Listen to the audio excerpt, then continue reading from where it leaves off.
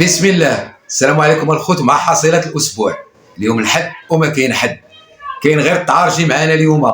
بوق من أبواق النظام، حفيظ الدراجي سخنات ليه الفرفارة مرة أخرى، قال مع راسو أجي ندير واحد التغريدة، هو ما عارفش أن التغريدة غادي تعجل بالرحيل ديالو. القطريين سيدي اللي شافوا التغريدة عرفوا شنو كيسوى، ما كانوش عارفينه على حقيقته.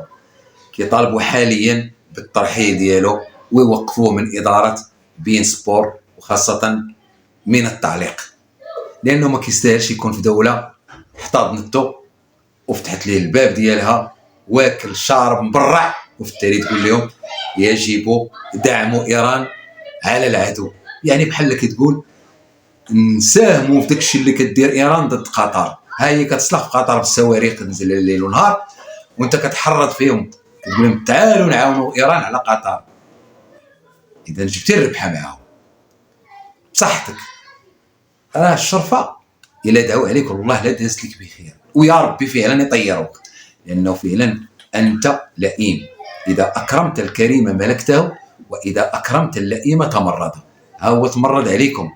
احنا دائما كنا كنقول لكم بعدوا منه، ديروا منه اتونسيون، راه خطير، راه فوق من نظام فاسد، نظام ديكتاتوري، نظام قاتل.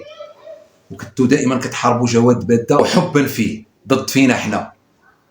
اذا الخوت الله يرحم لكم الوالدين، طلعوا عليا الفيديو باش يشوفوه القطريين كذلك، ولعل وعسى يعرفوا ان المغاربه راه دائما احنا مع قطر. واخا القطريين شي وحدين فيهم ما كيحملوناش، ولكن كاين في الشعب القطري كاين شي وحدين كيبغوا المغرب. المهم اننا كل بلاصه فيها الطوب والحجر. الحاجه الزوينه في هذه الحرب اللي طاحنه واللي دايره بين اسرائيل وامريكان وايران، اللهم اضرب الظالمين بالظالمين واخرجنا من بينهم سالمين، هي الوفاه ديال خامنئي.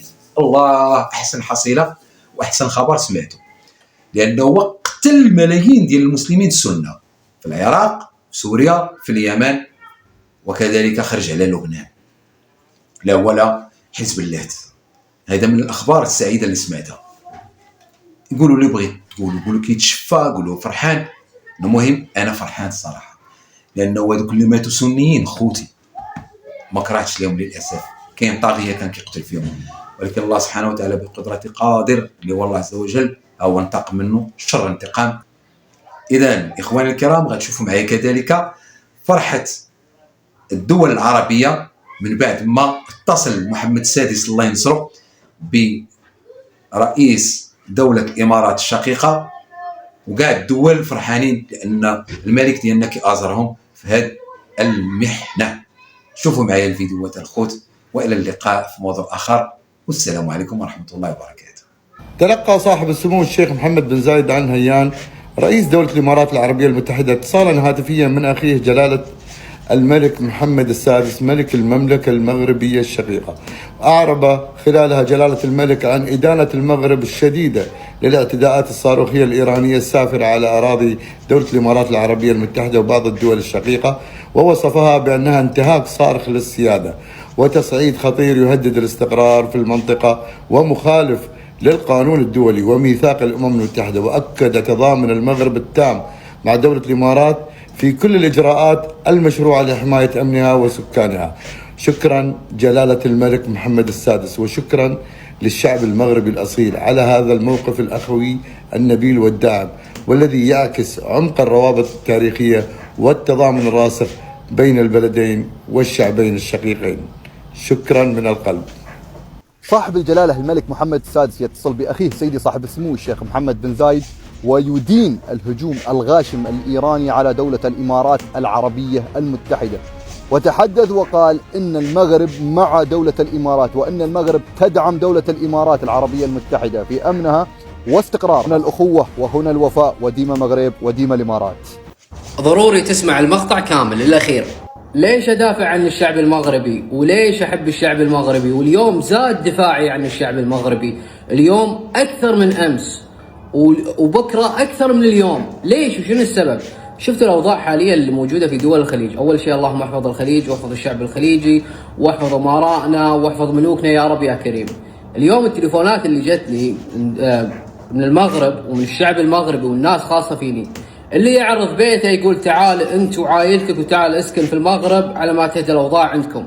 اللي يعرض سيارته، اللي يقول لك تعال اذا ما تقدر تسافر من الدوله اللي انت فيها الكويت تعال روح دوله ثانيه وتعال انت وعائلتك. ما في شعب يعرض على مشهور وصانع محتوى جاهم كم سنه وراح من عندهم ويعرضون بيوتهم. عطني دولة تعرض على مشهور أو صانع محتوى تقول له تعال بيوتنا مفتوحة أنت وأهلك وحياك الله.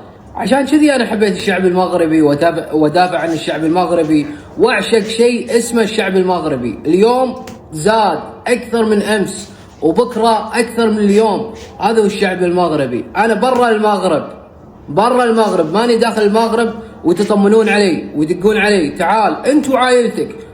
ما يعرضون علي انا بروحي اني اجي، لا انا وعائلتي وانا واهلي، يقول ان شاء الله عددكم مليون تعالوا وبيوتنا مفتوحه لكم. هذا هو الشعب المغربي. جي اخوي حمود قلت كيفاش تجي ربيتك هنا، جي عندنا اخوي مرحبا بك اخوي حمود. خرج للاقرب الدوله من حداكم وداك الشيء جي حتى والعائله